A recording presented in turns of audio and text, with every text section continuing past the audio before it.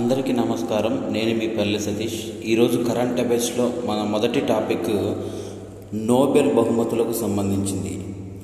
టీకా యోధులకు నోబెల్ వైద్య రంగంలో పురస్కారాన్ని గెలుచుకున్న కాటలిన్ వెయిస్మన్. వీరి కృషితో కోవిడ్కు సకాలంలో mRNA వ్యాక్సిన్లు ఎంపిక కమిటీ కితాబు.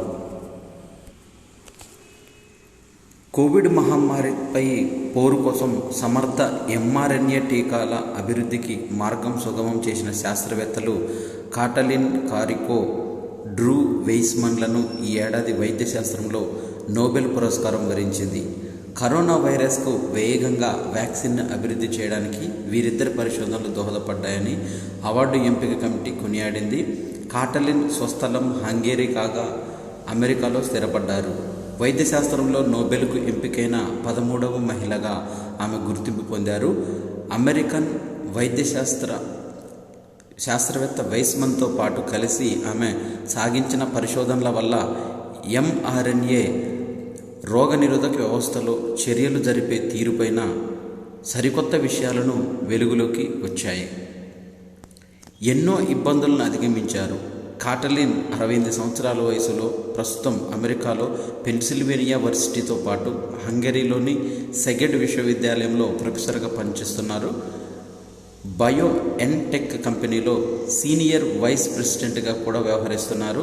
ఈ సంస్థ ఫైజర్తో కలిసి కోవిడ్-19 టీకాలను అభివృద్ధి చేసింది. వెయిస్మన్ 64 సంవత్సరాలు పెన్సిల్వేనియా విశ్వవిద్యాలయంలో ప్రొఫెసర్గా పనిచేస్తున్నారు. కాటలిన్ 1970లలో హంగేరీలో కెరీర్ మొదలుపెట్టారు. ఆ తర్వాత అమెరికా వలస వెళ్ళారు. అప్పటికి mRNA పైన పరిశోధనలు చాలా కొత్త. ఆమె తొలుత అమెరికాలోని టెంపుల్ విశ్వవిద్యాలయంలో, ఆ తర్వాత పెన్సిల్వేనియా వర్సిటీలో స్కూల్ ఆఫ్ మెడిసిన్ పరిశోధనలు మొదలుపెట్టారు. mRNA పరిశోధనలపైన విశ్వవిద్యాలయ అధికారుల్లో తొలుత ఆసక్తి వ్యక్తమైన ఆ తర్వాత నీరుగారింది. వ్యాధులపై పోరుకు ఈ సాంకేతికతను వాడొచ్చని కాటలిన్ ప్రతిపాదనకు తిరస్కరణలు ఎదురయ్యాయి. ఆ పరిశోధనకు నిధులు సమకూర్చడంతో రిస్క్తో కూడిన వ్యవహారం అని వర్సిటీ అధికారులు తేల్చి చెప్పారు. అయితే 1995లో అధికారులు ఆమె హోదాను కూడా తగ్గించేశారు. అదే సమయంలో ఆమె క్యాన్సర్ బారిన పడ్డారు. ఆ సమయంలో ఒక్కసారిగా ముంచెత్తిన కష్టాలను ఆమె ధైర్యంగా ఎదుర్కొన్నారు. ఆ తర్వాత పెన్సిల్వేనియా వర్సిటీలో వెయిస్మన్తో కలిసి పరిశోధనలు సాగించిన కాటలిన్ ఉమ్మడిగా ఒక విధానాన్ని కనుగొన్నారు. అయితే అందులో RNAలోని న్యూక్లియోసైడ్ బేస్ను మార్చేశారు. ఫలితంగా RNAకు మన రోగనిరోధక స్పందన నుంచి ఇబ్బంది తొలగిపోయింది. దీనిపై 2005లో కాటలిన్ వెయిస్మన్లు ఒక పరిశోధన పత్రం ప్రచురించారు. అప్పట్లో అది అంతగా గుర్తింపు పొందనప్పటికీ కోవిడ్ మహమ్మారి సమయంలో వ్యాక్సిన్ల అభివృద్ధితో వీరి పరిశోధనలు కీలక పాత్ర పోషించాయి. ఫలితంగా 2020 చివరిలో 2 mRNA టీకాలకు ప్రభుత్వం నుంచి ఆమోదం లభించింది. ఆ వ్యాక్సిన్లు వైరస్ వ్యాప్తిని నిరోధించడమే కాక కోట్ల మంది ప్రాణాలను కాపాడగలిగాయి అని నోబెల్ ఎంపిక కమిటీ వెల్లడించింది. నోబెల్ పురస్కారాల గ్రహీతకి ఇచ్చే నగదు బహుమతి ఈ ఏడాది కాస్త పెంచారు. గతేడాది గ్రహీతలకు 10 మిలియన్ స్వీడిష్ క్రోనార్లు నగదు అందజేయగా ఈసారి దాన్ని 11 మిలియన్ల క్రోనార్లకు పెంచారు. ఈ కరెన్సీ విలువ పడిపోతున్న నేపథ్యంలో ఈ నిర్ణయం తీసుకున్నట్లు నిర్వాహకులు ప్రకటించారు. అసలు mRNA అంటే ఏమిటి? సాంప్రదాయాల టీకాల తయారీ విధానంలో లక్షిత వైరస్లు లేదా అందులోని భాగాలను భారీగా వృద్ధి చేయాల్సి ఉంటుంది. ఆ తర్వాత వాటిని శుద్ధి చేసి తదుపరి దశల్లో వ్యాక్సిన్లను ఉత్పత్తి చేస్తారు. ఈ క్రమంలో సజీవ లేదా బలహీనపరిచిన వైరస్లను శరీరంలోకి చొప్పించాల్సి ఉంటుంది. mRNA మెసెంజర్ RNA విధానం ఇందుకు పూర్తి భిన్నంగా ఉంది. ఇందులో తాత్కాలిక జన్యు సంకేతం ఉంటుంది. లక్షిత వైరస్లోని ఎంపిక చేసిన భాగాన్ని ఉత్పత్తి చేయాలంటూ మన కణాలకు ఆదేశాలు అందులో ఉంటాయి. దాన్ని మన కణాలు చదివి ఆ ప్రోటీన్ను తయారు చేస్తాయి. అంటే మన శరీరమే ఒక మినీ టీకా కర్మాగారంగా మారిపోతుందన్నమాట. అలా ఉత్పత్తి అయిన ప్రోటీన్ ఆధారంగా మన రోగనిరోధక వ్యవస్థ స్పందించి సంబంధిత ప్రోటీన్లను అడ్డుకునే యాంటీబాడీలుగా ఇతర ప్రత్యేక కణాలను తయారు చేస్తుంది.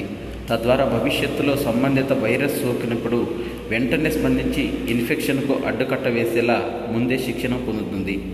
mRNA టీకా తయారీకి వైరస్ అవసరం ఉండదు. అయితే ల్యాబ్లో వృద్ధి చేసిన mRNAను చొప్పించడం వల్ల శరీరంలో ఇన్ఫ్లమేటరీ ప్రతిచర్య తలెత్తుతుంది.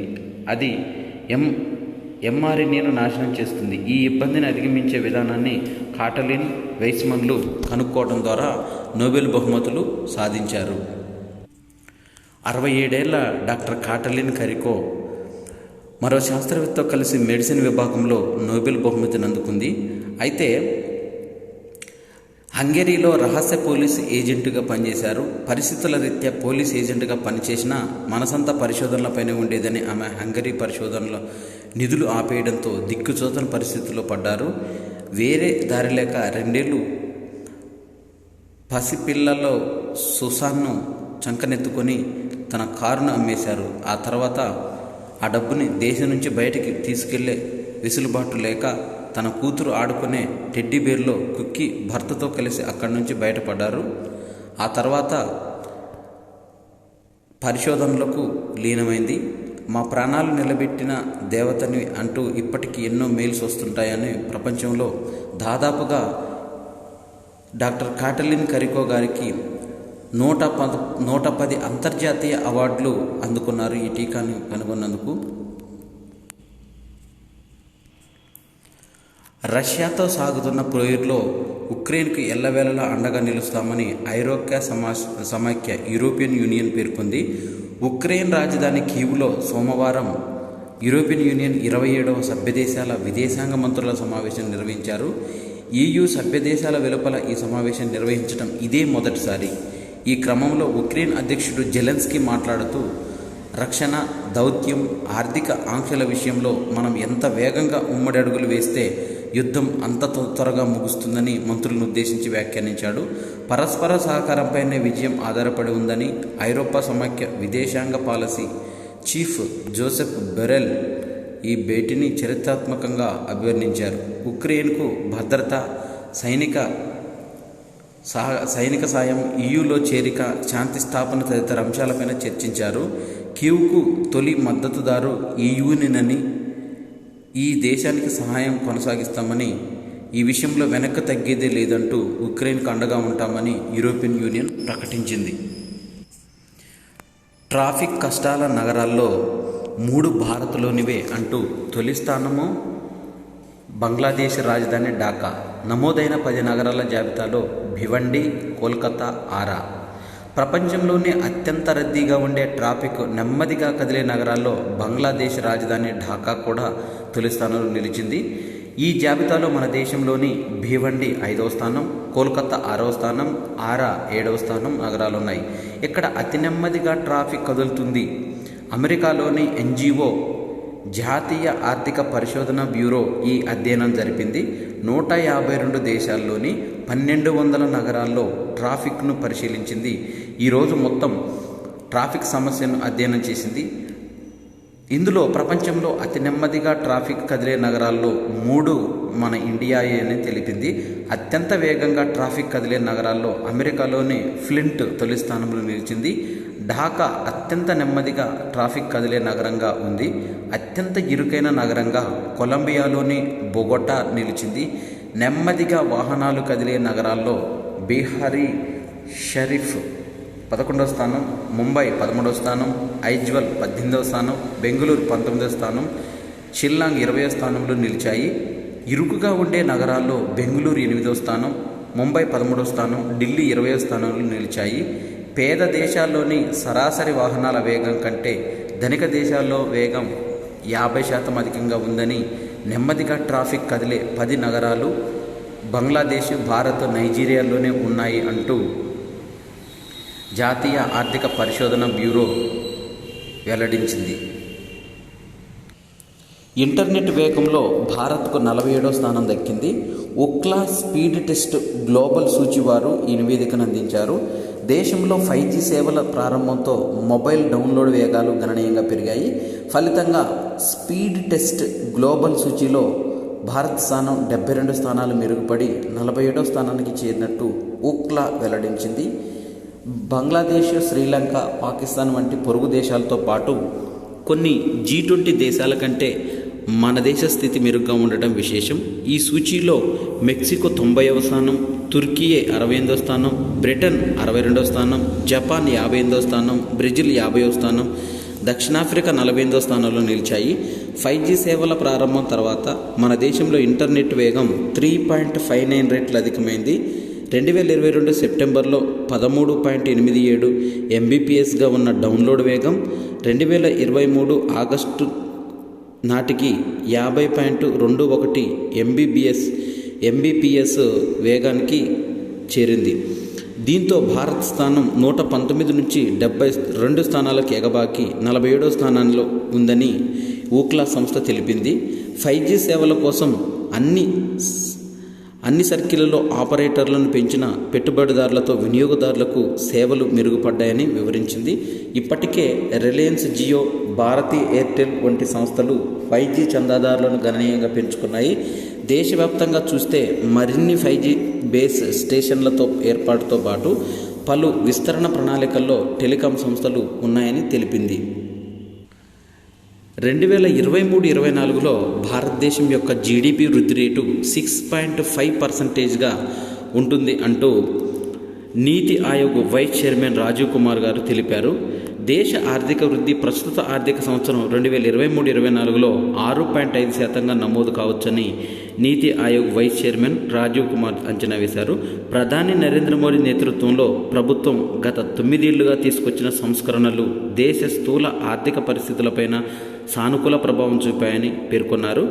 దేశ యువత ఆకాంక్షలకు తగ్గట్టుగా సరిపడా ఉద్యోగాల సృష్టికి 8% పైన ఆర్థిక వృద్ధి నమోదు కావాల్సిన అవసరం ఉందని, ఇది సాధ్యమేనని తెలిపారు.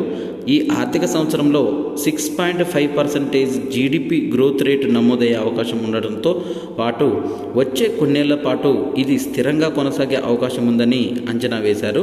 2022-23 గత ఆర్థిక సంవత్సరంలో దేశ ఆర్థిక వృద్ధి రేటు 7.2%గా నమోదైంది.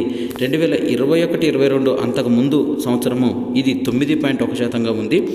Reserve bank of India RBI అంచనాల ప్రకారం దేశ జీడిపి వృద్ధి 2023-24 ఆర్థిక సంవత్సరంలో 6.5%గా నమోదు కావచ్చు. బాహ్య స్థూల ఆర్థికానికి దేశ ఆర్థిక పరిస్థితులకు సమతుల్యం ఉందని, స్థూలంగా ఆర్థిక పరిస్థితులు మంచి స్థితిలో ఉన్నాయని రాజీవ్ కుమార్ తెలిపారు. కరెంటు ఖాతాల లోటు అదుపులోనే ఉందని, విదేశీ మారకపు ఫారెక్స్ నిల్వలు 11 నెలలు దిగుమతికి సరిపోయేలా ఉన్నాయన్నారు. విదేశీ ప్రత్యక్ష పెట్టుబడులు FDI ఫారెన్ డైరెక్ట్ ఇన్వెస్ట్మెంట్ కూడా స్థిరంగా కొనసాగుతుందని పేర్కొన్నారు. దేశీయంగా చూస్తే ద్రవ్యోల్బణం లక్షిత స్థాయిలకు దగ్గరగా వస్తుందని, పన్ను ఆదాయం గత ఏడాదితో పోలిస్తే 16% పెరిగి మంచి స్థితిలో ఉందని ఈ సందర్భంగా తెలిపారు. బీహార్ రాష్ట్రం కులగణన వివరాలను వెల్లడించింది. దీంట్లో 63% బీసీలో ఉన్నట్టు తెలిపింది. అత్యంత వెనుకబడిన వారు 36%, ఇతర వెనుకబడిన వారు 27.13%, ఓబీసీలో యాదవులు 14.27%, దళితులు 19.65% ఉన్నట్టు ఈ కులగణన వివరాలను వెల్లడించింది. దేశవ్యాప్తంగా ఆసక్తి నెలకొన్న బీహార్ కులగణన సర్వే వివరాలు వెల్లడయ్యాయి. మొత్తం 13.07 కోట్లున్న రాష్ట్ర జనాభాలో 63.13% బీసీలో ఉన్నట్టు తెలిపింది. ఇందులో అత్యంత వెనుకబడిన వారు 36%, ఇతర వెనుకబడిన కులం వారు 27.13%. బీహార్ అభివృద్ధి కమిషన్ వివేక్ సింగ్ సోమవారం పాట్నాలో ఈ కులగణన వివరాలను వెల్లడించారు. అయితే ఓబీసీలో యాదవులు అత్యధికంగా 14.27%, అగ్రకులాల వారు రాష్ట్ర జనాభాలో 17.52%, రాష్ట్రంలో దళితులు 19.65% ఉన్నారు. గిరిజనులు కేవలం 1.68% అంటే 22 లక్షల మంది. మొత్తం జనాభాలో హిందువులు 81.99% ఉన్నారు. ముస్లింలు 17.7% ఉన్నారు. క్రైస్తవులు, సిక్కులు, జైనులు వేళ్ల మీద లెక్కపెట్టేంత స్థాయిలోనే ఉన్నారు. ఈ దేశవ్యాప్తంగా ఈ సందర్భంగా బీహార్ సీఎం నితీష్ కుమార్ కులగణన చరిత్రాత్మకమని తెలిపారు. బీహార్ సీఎం దేశవ్యాప్తంగా జరగాలని పలు పార్టీలు ఈ కులగణన గురించి పేర్కొన్నాయి.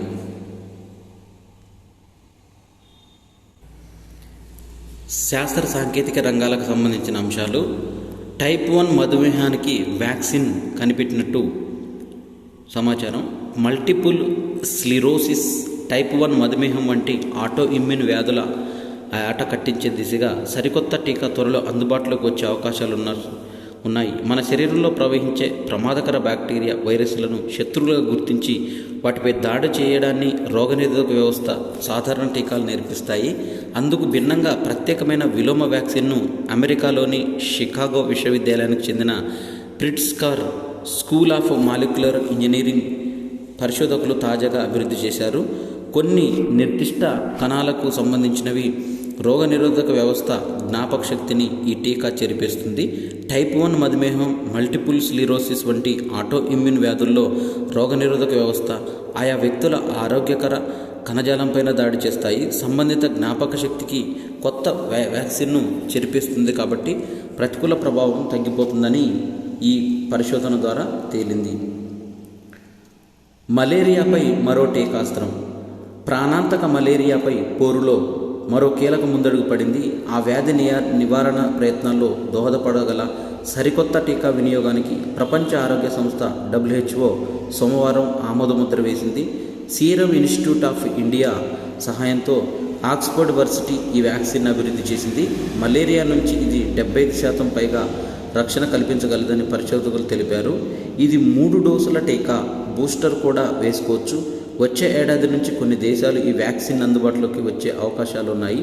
మలేరియా బారిన పడే ముప్పు ఎక్కువగా ఉన్న చిన్నారుల్లో వాడకానికి 2 నిపుణుల బృందాలు చేసిన సిఫార్సు మేరకు దానికి ఆమోదముద్ర పడినట్టు WHO director general Tedros Adhanom Ghebreyesus తెలిపారు. ఘానా, బుర్కినా ఫాసో అధికార వర్గాలు ఈ వ్యాక్సిన్ ఇప్పటికే ఆమోదించాయి. మలేరియా నివారణకు ఉపయోగపడే మస్కిరిక్స్ అనే టీకాకు GSK గ్రూప్ తయారు చేయించింది. WHO 2021లోనే ఆమోదముద్ర వేస్తే అది 30% మాత్రమే రక్షణ కల్పించగలదు. 4 డోసులు ఆ వ్యాక్సిన్ ప్రభావం కొన్ని నెలల్లోనే తగ్గిపోతుంది.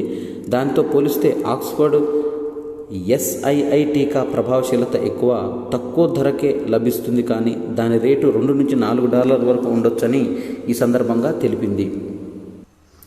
తెలంగాణ ప్రభుత్వము 5% IR వేతన సవరణ కమిటీ ఏర్పాటు. ఈ కమిటీకి చైర్మన్గా విశ్రాంత IAS అధికారి అయిన శివశంకర్ను నియమిస్తూ ఉత్తర్వులు జారీ చేసింది ప్రభుత్వం. రాష్ట్ర ప్రభుత్వం ఉద్యోగుల వేతన సవరణకు సంబంధించిన PRCని నియమిస్తూ రాష్ట్ర సాధారణ పరిపాలన శాఖ సోమవారం ఉత్తర్వులు జారీ చేసింది. పాత PRC అమలు గడువు ఈ ఏడాది జూన్ 30తో ముగిసింది. జూలై 1 నుంచి ఉద్యోగులకు వేతన సవరణ చేయాల్సి ఉందని, ప్రభుత్వ ఉద్యోగుల మూల వేతనంలో 5% మధ్యంతర భృతి IRను ఈ నెల 1 నుంచి ఇవ్వాలని ఆర్థిక శాఖ ఉత్తర్వులు జారీ చేసింది. ఈ కమిటీకి చైర్మన్గా నియమితులైన శివశంకర్ సీనియర్ IAS అధికారిగా ఉమ్మడి ఆంధ్రప్రదేశ్లోను, తెలంగాణ రాష్ట్ర ప్రభుత్వంలోనూ సుదీర్ఘకాలం సేవలు అందించారు. తెలంగాణ రాష్ట్ర ఆర్థిక శాఖలో ముఖ్య కార్యదర్శిగా పనిచేసి ఉద్యోగ విరమణ పొందారు. గత PRC కార్యదర్శిగా పనిచేశారు. ఆయనకు రాష్ట్ర ఆర్థిక పరిస్థితి, ఆదాయ వ్యయాలు, ఉద్యోగ సర్వీసులపై సుదీర్ఘ అనుభవం ఉన్నందువల్ల ప్రస్తుత PRCకి చైర్మన్గా శివశంకర్ గారిని నియమిస్తూ ప్రభుత్వం ఉత్తర్వులు జారీ చేసింది. నేటి నుంచి హైకోర్టులో పిటిషన్ల ఫైలింగ్. సాంకేతికతను ఉపయోగించుకుని కాగితరహిత కేసుల విచారణ చేపట్టే నూతన విధానానికి హైకోర్టు మంగళవారం శ్రీకారం చుట్టబోతుంది. ప్రయోగాత్మకంగా చేపడుతున్న ఈ ప్రక్రియలో మొదట ప్రభుత్వ న్యాయవాదులు, స్టాండింగ్ కౌన్సిళ్లకు అన్ని రకాల కేసుల్లో ఫైలింగ్ ద్వారా పిటిషన్లను దాఖలుకు హైకోర్టు అవకాశం కల్పించింది. ఇతర న్యాయవాదులు, పార్టీ ఇన్ పర్సన్స్ ఆదాయపు పన్ను కేసుల్లో ఈ పిటిషన్లు దాఖలు చేయవచ్చునని తెలిపింది. ఆయా న్యాయవాదులు తమ bar council enrolment number, phone number, email ID తదితర వివరాలను హైకోర్టు CISలో సమర్పించాలని సూచించింది. అలానే హైకోర్టు జారీ చేసిన కంప్యూటర్ కోడ్ను సమర్పించాలని ఆదేశించింది. ఫైలింగ్ చేసిన న్యాయవాదులు అవసరమైన సమయంలో కోర్టుకు ఆయా పత్రాలను పేపర్ రూపంలో అందజేస్తారని హామీ ఇవ్వాల్సింది ఉందని తెలిపింది. ఈ ఫైలింగ్ల కాపీల ఉచిత స్కానింగ్కు హైకోర్టు ఆవరణలో ఈ సేవా కేంద్రంలో ఏర్పాటు చేశారు. ప్రభుత్వ న్యాయవాదులు స్టాండింగ్ కౌన్సిల్లో మార్పు జరిగితే రిజిస్ట్రీకి సమాచారం అందాల్సి ఉంటుందని హైకోర్టు ఈ సందర్భంగా తెలిపింది. ఇక ఆసియా క్రీడలకు సంబంధించిన సమాచారం. ఆసియా క్రీడల్లో భారత పతక జైత్రయాత్ర అథ్లెట్లు కొనసాగిస్తున్నారు. అథ్లెటిక్స్లో పతకాల పంట పండిస్తున్నారు. అంచనాలకు అందుకుంటూ అత్యుత్తమైన ప్రదర్శనతో ముందుకు సాగుతున్నారు. ఈ క్రీడల్లో సోమవారం దేశానికి మరో 3 రజతాలు 4 కాంస్యాలు దక్కాయి. ఇందులో 3 రజతాలు 1 కాంస్యం అథ్లెటిక్లో వచ్చినవే. మహిళలు 3000 మీటర్ల స్టిపుల్ చేజ్లో పారుల్ రజతం, ప్రీతి కాంస్యం నెగ్గగా లాంగ్ జంప్లో ఆన్సీ వెండి పథకం గెలుచుకుంది. 4x400 మీటర్స్ అంటే 1600 మీటర్స్ మిక్స్డ్ రిలే జట్టు కూడా ద్వితీయ స్థానంలో ఈ సందర్భంగా నిలిచింది. దాదాపుగా 3 స్వర్ణాలు సహా 5 పథకాలను 3 స్వర్ణాలు సహా 15 పథకాలు. ఇది ఆసియా క్రీడల్లో ఆదివారం భారత అత్యుత్తమ ప్రదర్శన. కానీ సోమవారం పసిడి మెరుపులు లేవు. దేశానికి స్వర్ణం దక్కలేదు. అయితే పతక జోరు మాత్రం ఆగలేదు. అథ్లెటిక్స్లో పతకాల బాటలో భారత్ దూసుకెళ్లింది. పోటీల 9వ రోజు పారుల్ అన్ని దేశానికి వెండి వెలుగులు పంచారు. 4x400 మీటర్స్ల 1600 మిక్స్డ్ రిలే జట్టు కూడా రజత సంబరాన్ని అందించింది. టేబుల్ టెన్నిస్లో చారిత్రాత్మక కంచు, స్కేటింగ్లోనూ అనూహ్యంగా 2 కాంస్యాలు వెరసి దేశానికి మరో 7 పతకాలు దక్కాయి. మన పతకాల సంఖ్య దాదాపుగా 60కి చేరింది. అయితే ఈ ఆసియా క్రీడల్లో ఒకసారి చూసినట్టయితే భారత అథ్లెట్లు పతక వేట కొనసాగిస్తున్నారు. సోమవారం మహిళలు 3000 మీటర్స్ స్టిపుల్ చేజ్లో పారుల్ చౌదరి రజత పథకం, ప్రీతి కాంస్య పథకం నెగ్గింది. స్కేటింగ్లో భారత స్కేటర్లు అంచనాలను మించి రాణించారు. 2 పతకాలు గెలిచి ఈ క్రీడల చరిత్రలో రోలర్ స్పోర్ట్స్లో భారత అత్యుత్తమ ప్రదర్శనను చేశారు. 2010లో 2 కాంస్యాలు సమన్ చేశారు. ముందుగా మహిళల స్పీడ్ స్కేటింగ్లో 3000 మీటర్ల రిలే రేసులో భారత్ కంచు పథకంతో రికార్డు నమోదు చేసింది.